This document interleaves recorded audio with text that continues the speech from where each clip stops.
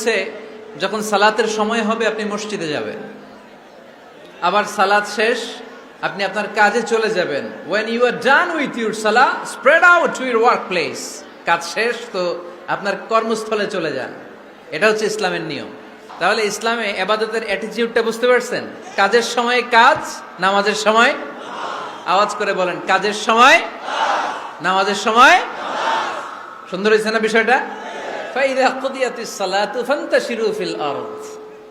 যখন তোমাদের সালাত শেষ তখন জমিনে ছড়িয়ে পড়ো, বের হয়ে যাও, কাজে নেমে পড়ো। কাজে কোনো লজ্জা নাই, পরিশ্রমে কোনো লজ্জা আছে?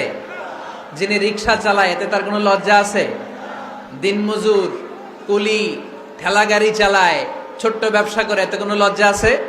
লজ্জা নাই। খেয়াল রাখবেন, লজ্জা হচ্ছে অলসতায়। লজ্জা কিসে? বিষ্ণু ঈসা ইসলাম বলেছেন, মা আকালা আহাদুন তুআমান ক্বাত্তু খায়রুম মিন আইয়াকুলা মিন আমালি ইয়াদি। নিজ হাতে উপার্জিত খাবারের চেয়ে, অর্থের চেয়ে শ্রেষ্ঠ খাবার পৃথিবীর কোনো মানুষ কোনোদিন ভক্ষণ করে নাই। চিল্লায় কোন সুবহানাল্লাহ। শ্রেষ্ঠতম খাবার নিজ হাতে উপার্জিত খাবার। বাংলাদেশে চাকরির বাজার খুব মন্দা, ঠিক কিনা? বাংলাদেশ ইন্ডিয়াতে চাকরি পেতে অনেক কষ্ট। সামান্য একটা পদের জন্য যেখানে চেয়েছে ক্লাস 8 পাস, এখানে ডবল মাস্টার ডিগ্রি অ্যাপ্লাই করছে কয়েক লক্ষ। এজন্য আমাদেরকে উদ্যোক্তা হতে হবে। You have to be the entrepreneur. আমাদের উদ্যোক্তা দরকার, বেশি বেশি নতুন নতুন উদ্যোক্তা। নিজেই এমন আইডিয়া নিয়ে আসবে যেই আইডিয়া বিক্রি করে দুর্দান্ত আইডিয়া দিয়ে তুমি পুরো দেশ কাঁপিয়ে দিতে পারো। পারা যাবে না লক্ষ্মীপুরের ছেলেরা? আইডিয়ার অনেক দাম। You have to generate new ideas. নতুন নতুন আইডিয়া এনে মানুষ গোটা বিশ্বকে তাক লাগিয়ে দিচ্ছে। এই যে গত কয়েক বছর আগে কারের একটা রাইড চালু হয়েছে, নাম হয়েছে উবার। এই উবার কোম্পানি কি করে জানেন? নিজেদের ব্যবসা নাই, পুঁজি নাই, পাত্তি নাই, অফিস নাই, কিচ্ছু নাই, কোটি কোটি টাকা নিচ্ছে just idea. Just they are generating new ideas. নতুন নতুন আইডিয়া দিয়ে গোটা বিশ্ব কাঁপিয়ে নিয়েছে একটা মোবাইল অ্যাপসের মাধ্যমে। কিসের মাধ্যমে? Mobile apps. একটা কোম্পানি খুলেছে, গোটা বিশ্বের সব প্রাইভেট কারওয়ালারা ওইখানে রেজিস্ট্রেশন করে আপনি মোবাইলে কোথায় যাবেন, কোত্থেকে যাবেন লিখবেন, গাড়ি আপনার বাড়ির সামনে এসে হাজির। তার একটা পার্সেন্টেজ ওই উবার কোম্পানি পায়। ইউনাইটেড স্টেটস অফ আমেরিকার একটা স্টেট আছে সান ফ্রান্সিসকো, ওইখান থেকে শুরু করছে। 775টা সিটিতে ওদের অপারেশন আছে। বাংলাদেশে ঢাকাতেও আছে। আমি মালয়েশিয়াতে থাকি, ওখানেও আছে, ওখানেও আমরা চড়ি। প্রায় 63টা দেশে ওদের কাজ বাজ আছে। গত বছরে 2018 সালে ওদের প্রফিট ছিল, রেভিনিউ ছিল 11.27 billion US dollar, 11.27 US billion dollar. Just they are selling their ideas. নতুন নতুন আইডিয়া দিয়ে গোটা বিশ্ব কাঁপাচ্ছে। এই উবার যখন চালু হলো, আমি তখন মালয়েশিয়ায় শুনলাম বাংলাদেশে নতুন আর একটা বাইর হইছে, পাঠাও। কি নাম? এটা বোধহয় সারা বাংলাদেশ ব্যাপী হয় নাই, 3টা জায়গায়, সিলেটে, চট্টগ্রামে আর ঢাকায়। এরা আরো চালাক। বাংলাদেশের ছেলেপেলেদের মাথায় চিকন চিকন অনেক বুদ্ধি। এরা ভাবলো এই উবার দিয়ে আর আমরা কত আগাবো, আমাদের গাড়ি আরো ছোট করতে হবে। এরা মোটরসাইকেল রাইড দেওয়া শুরু করছে। জ্যামের শহর ঢাকা, চিপা চাপা দিয়া এরা আপনারা নিয়ে জায়গা মতো পৌঁছায় দিবে। তো এই যে উবারের পরে আমাদের ছেলেরা বানাইলো পাঠাও। এরপরে কত কিছু বানাচ্ছে ছেলেপেলেরা, আমি তো এগুলো দেখে অবাক। রকমারি.com নাম শুনছো? বিক্রয়.com নাম শুনছো? ঘরে বসে বসে কোটি কোটি টাকা নিচ্ছে তারা। Just they are selling their ideas. যেহেতু আমাদের চাকরি কম, ওই চাকরির বাজারে আমরা লাইন দিতে চাই না। আমাদের মেধাকে খাটিয়ে খাটিয়ে আমরা নতুন তরুণ উদ্যোক্তা বানাতে চাই। চিল্লায় বলো ঠিক কিনা? উদ্যোক্তা যত বাড়বে ততই দেশের কল্যাণ হবে। মানুষ তাদের আইডিয়াকে কাজে লাগিয়ে গোটা বিশ্বকে তাক লাগিয়ে দিচ্ছে। আমরা আমাদের সমতল ভূমিতে চাষ করতে চাই না। মালয়েশিয়াতে একটা এলাকা আছে ক্যামেরুন হাইল্যান্ড, ওরা পাহাড়ের মধ্যে চাষাবাদ করে গোটা মালয়েশিয়ার খাদ্যদ্রব্যের অভাবকে মুক্ত করে দিয়েছে। পাহাড়ের মধ্যে ওখানে ফুলের বাগান। ক্যামেরুন হাইল্যান্ড প্রায় 6000 ফিট উঁচু, প্রচন্ড ঠান্ডা।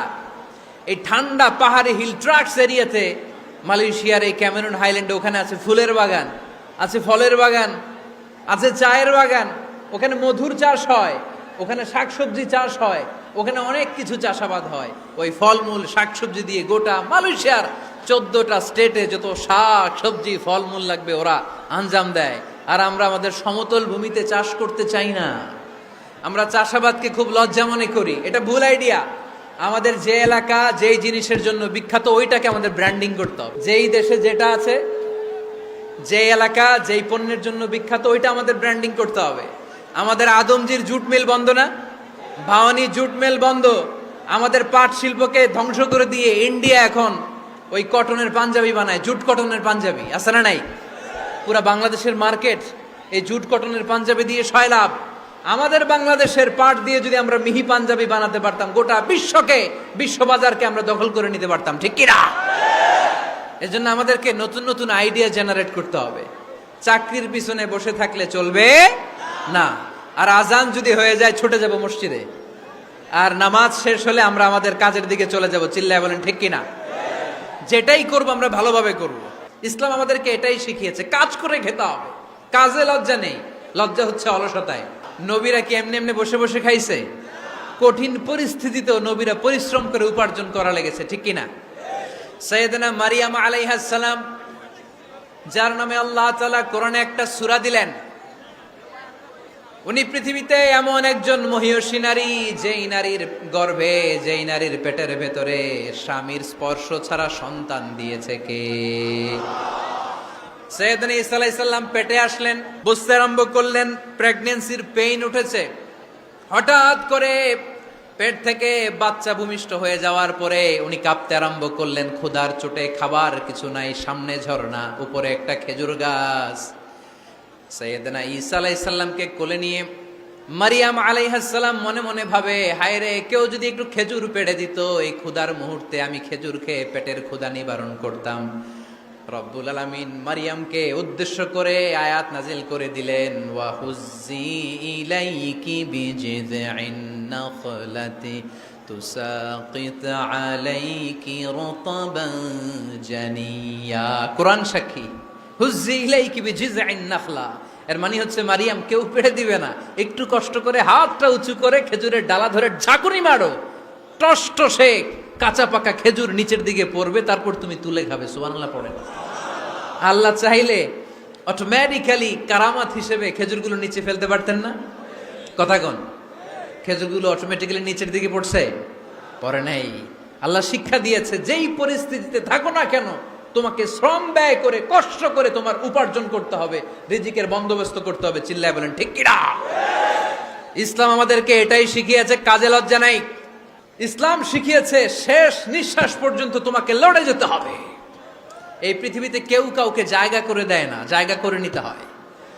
এই পৃথিবীটা, the life is not a bed of roses, এটা ফুল বিছানো কোনো ফুল সজ্জা নয়, এটা কণ্টকাকীর্ণ। কেউ আপনার স্পেস করে দিবে না, কেউ আপনাকে সুযোগ করে দিবে না, কেউ আপনার জায়গা করে দিবে না, বরং আপনি জায়গা করে নিলে টাইনা নিচে নামাবে।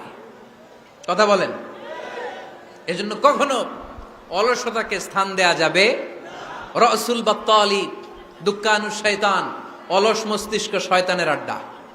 অলস যদি কেউ থাকে, এটাতে টেনে বেঁধে কাজে নামাবেন। কোন নবীরা কি অলস ছিলেন?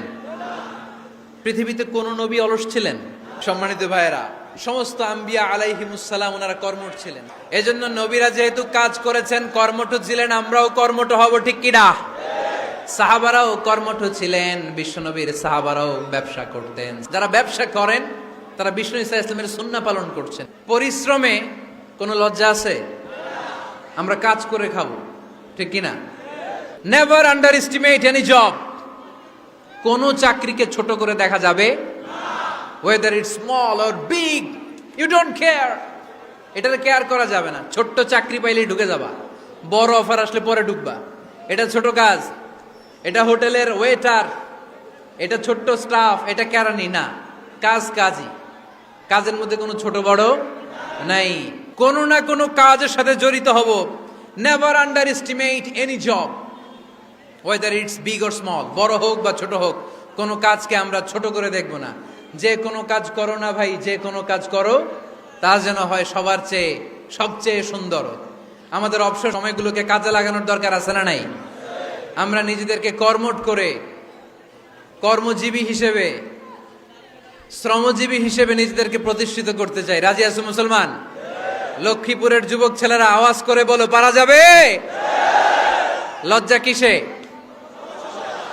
লজ্জা কিসে? অনেকে টাঙ্কি মারে, এদিক সেদিক ঘুরে, আর বলে আমার আব্বা চেয়ারম্যান। আরে তোর আব্বা চেয়ারম্যান, তুই কি? কয় আমার আব্বা MP, member of the parliament. আরে তোর বাবা এমপি, এটা তো তার গৌরব, তোর কি আছে সেটা বল। এজন্য নিজের পায়ে দাঁড়াবো। অলসতার সাথে আমাদের কোনো সম্পর্ক। আজকের এই মাহফিল থেকে আমরা অলসতা, অকর্মণ্যতাকে নো বলে দিলাম। অলসতাকে আমরা কি বললাম? আরো জোরে বলতে হবে, অলসতাকে কি বলবো? আর সব সময় কর্মঠ থাকবো, এনার্জেটিক থাকবো, নিজের পায়ে দাঁড়াবো, আইডিয়া জেনারেট করব, এন্টারপ্রেনার হওয়ার চেষ্টা করব, নতুন নতুন উদ্যোক্তা হওয়ার মাধ্যমে আমরা আমাদের নিজেদের ভাগ্য পরিবর্তনের চেষ্টা করব। কারণ আল্লাহ বলেছেন, ইন্নাল্লাহা লা ইউগাইয়িরু মা বিকাউমিন হাত্তা ইউগাইয়িরু মা বিআনফুসিহিম। আল্লাহ তাআলা ততক্ষণ পর্যন্ত কোন জাতির ভাগ্যের চাকার পরিবর্তন করে না যতক্ষণ পর্যন্ত ওই জাতি নিজে নিজের ভাগ্যের চাকার পরিবর্তন করতে না চায়। চিল্লা এখন ঠিক কিনা? লাকাদ খালাকনাল ইনসানা ফি কাবাদ। আমি মানব জাতিকে কষ্ট সহিষ্ণু আর কর্ম সহিষ্ণু করে তৈরি করেছি। স্রষ্টা আমাদেরকে সৃষ্টি করে এক সংগ্রামে ঠেলে দিয়েছে। এখানে সংগ্রাম না করলে বেঁচে থাকা যায়? আমাদের সংগ্রামটা শুরু হয়েছে যখন আমরা মায়ের পেট থেকে বেরিয়েছি, ঠিক কিনা? একটা বাবার স্পার্মের মধ্যে 2 কোটি যদি শুক্রাণু না থেকে সেখান থেকে সন্তান হয় না। তার মানে এই 2 কোটি শুক্রাণুর মধ্য থেকে আপনি একজন সফল মানুষ, যিনি বাকি 2 কোটির মধ্য থেকে সব শুক্রাণুগুলোকে হারিয়ে আপনি সফল হতে পেরেছেন। সেখান থেকে দুনিয়ার বুকে আপনি যখন এসেছেন, আপনাকে সংগ্রাম করে আসতে হয়েছে।